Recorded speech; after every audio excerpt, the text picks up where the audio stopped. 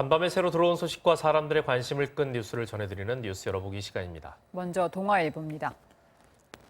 양부모의 극심한 학대로 생후 16개월 만에 숨진 정인이를 추모하는 물결이 이어지고 있는 가운데 아동을 학대해서 숨지게 한 부모와 보호자들에게 지난해 1년간 내려진 법원 판결 중 15년 이상의 중형을 선고받은 사건은 한 건에 불과한 것으로 나타났습니다.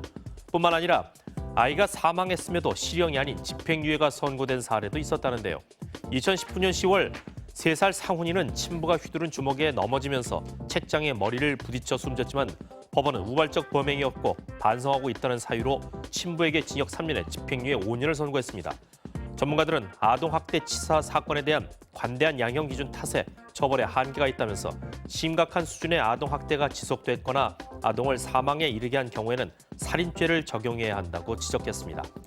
다음은 경향신문입니다. 법무부가 집단 수용시설인 소년원과 치료감호소에는 올해 방역 관련 예산을 전혀 책정하지 않았다고 합니다. 정의당 장혜영 의원실이 확보한 법무부 자료에 따르면 약 7억 2천만 원의 방역 예산이 책정된 교정시설과는 달리 소년원과 치료감호소에 편성된 방역 예산은 한 푼도 없었다는데요.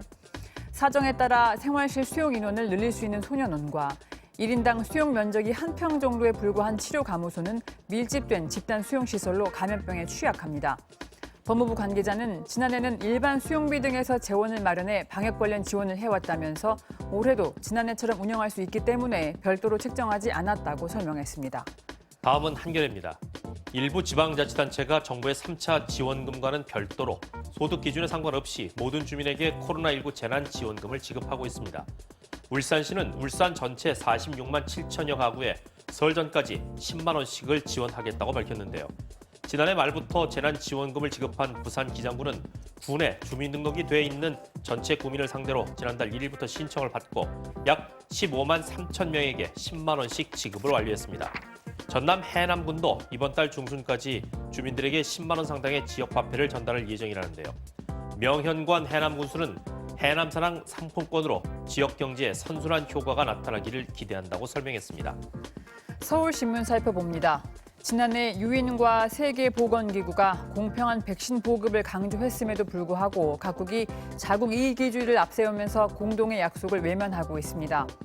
AP통신은 인도 정부가 아스트라제네카와 옥스퍼드 대학이 함께 개발한 코로나19 백신을 계약하면서 자국의 백신 제조사가 위탁 생산하는 물량은 해외 수출을 당분간 금지하기로 했다고 보도했는데요.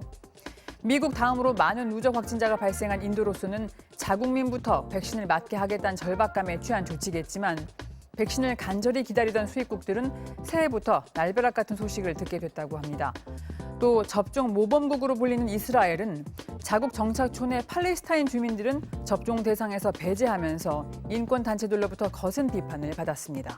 다음은 중앙일보입니다. 성수대교, 삼풍백화점 붕괴 등 참사 때마다 하늘을 날았던 소방 헬기 까치 2호가 문화재 지정을 앞두고 있습니다. 소방청에 따르면 문화재청은 국내 최초 소방 헬기인 까치 2호를 비롯한 소방 유물 2점을 문화재로 등록하겠다고 예고했는데요. 까치 2호는 2005년 6월 퇴역할 때까지 약 3,000시간 45분을 날았고 산불 등 각종 재난 현장에 투입돼 942명의 생명을 구했다고 합니다. 끝으로 뉴시스입니다. 남아프리카 공화국이 코로나19 백신이 남아공발 변이 바이러스에도 효과가 있는지 확인하기 위한 긴급 실험에 돌입했습니다.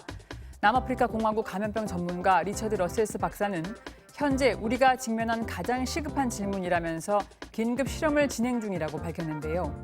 이번 연구는 영국 보건부 장관을 비롯한 여러 전문가들이 남아공 변이 바이러스는 백신 효과가 없을 수도 있다고 우려한 데서 비롯됐고 코로나19 항체 보유자나 백신 접종자의 혈액을 바탕으로 진행하고 있다고 합니다. 지금까지 뉴스 열어보기였습니다.